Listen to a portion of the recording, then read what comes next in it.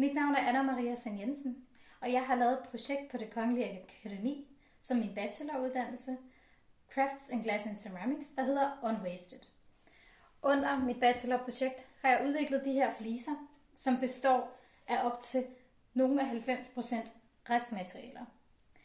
Det er ikke kun restmaterialer, som kommer fra keramisk produktion, men det er også restmaterialer fra vores landbrug og fødevare- og byggeindustri.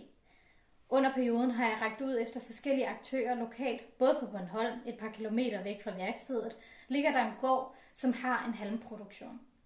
I Japan laver man glasur ud af risaske. I Danmark har vi rigtig meget hvede.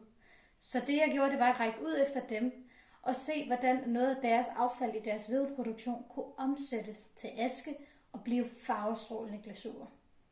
En anden aktør, som jeg fik med ind i mit samarbejde her med bachelorprojektet, var et stort æggefirma i Danmark, der hedder Danæg. Danæg over perioden sendte over 60 kilo æggeskaller til mig her på Bornholm. Jeg kunne igen lave noget glasur. Jeg fik lavet ler. Jeg fik lavet en masse forskellige nye materialer, som i stedet for at grave materialer op af jorden, så kan vi tage nogle af de bjerge af skrald, som er i samfundet. Den første dag på akademiet gik det her op for mig, og siden at mineindustrien har faktisk et ret stort link til keramikken.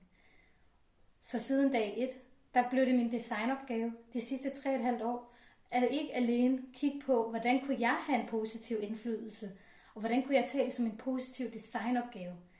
Hele min kreativitet er spiret siden da.